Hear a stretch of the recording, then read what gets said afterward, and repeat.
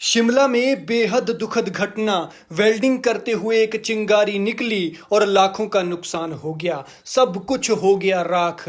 बेचारे बागवानों पर बिन बुलाई आफत गिर गई, जिसका उन्हें अंदाजा भी नहीं था और ना ही ऐसी तबाही के बारे में कभी सोचा था। तबाही भी ऐसी हुई कि ये बेचारे अब रो रहे हैं। बेचारों पर एक लापरवाही भारी पड़ गई। जिस चीज से इन बागवानों का घर चलता था वो ही राख हो गई। कुछ नहीं बचा, कुछ भी नहीं बचा है। अब नसीब में आंसू बहाने के सिवा कुछ नहीं है, क्योंकि अगर किसी की आंखों के सामने उसकी रोजी रोटी और पेट पालने का जरिया खाक हो जाए तो भला सोचिए उसका क्या हाल होगा।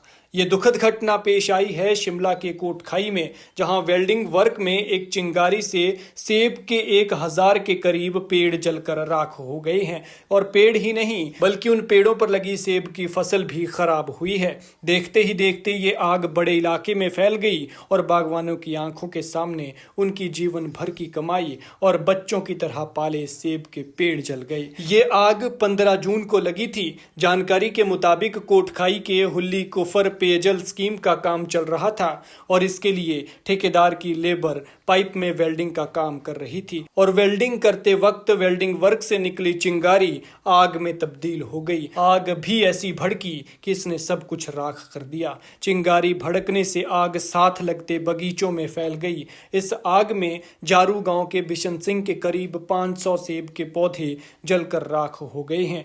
धीरे धीरे ये आग फैलती गई और बिशन सिंह के बगीचे से आग आसपास के दूसरे बागवानों के बगीचों तक चली गई। वहीं कनलोग निवासी सुनील चौहान के 25 सेब के पौधे और 3 एंटी हेल नेट, जारू निवासी मोहनलाल सुमन के 80 पौधे, उमेश सुमन के 50 सेब के पौधे समेत 1000 से ज्यादा पौधे जलकर राख हो गए हैं। पुलिस ने प्रभावितों की शिकायत पर जांच शुरू कर दी है। फिलहाल अभी तक जल शक्ति विभाग और पेयजल स्कीम बना रहे ठेकेदार के खिलाफ मामला दर्ज किया गया है।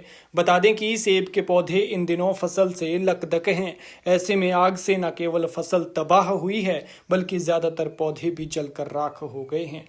प्रभावित बागवानों ने बताया कि उन्होंने आग लगने से 2 दिन पहले भी वेल्डिंग का काम ये कहकर रुकवा दिया था कि अभी सूखे की वजह से घास और पत्तियों में आग फैल जाएगी, इसलिए काम तो बंद कर दिया था। लेकिन आईपीएच की लेबर ने नहीं सुनी और 2 दिन बाद फिर से ये काम शुरू कर दिया, जिसका खामियाजा बागवानों को भुगतना पड़ रहा है। लिहाजा अब इन लोगों ने पुलिस में इसकी शिकायत दी है। देखना होगा कि मामले में आगे क्या होता है। लिहाजा हमारी आपसे गुजारिश है कि किसी भी सूरत में जंगलों में आग ना लगने दे। जंगलों को आग से बचाएं, तभी पर्यावरण साफ रहेगा और ठंडी हवा मिलेगी जो गर्मी से निजात पाने में हमारी मदद करेगी। और ना सिर्फ ये ठंडी हवा की बात है, लेकिन अगर आप जाने अनजाने में आग लगाते हैं तो ना जाने कितने पाप कर जाते हैं, क्योंकि जंगली जानवर जिंदा जलकर राख हो जाते हैं। बाकी आपकी मर्जी है।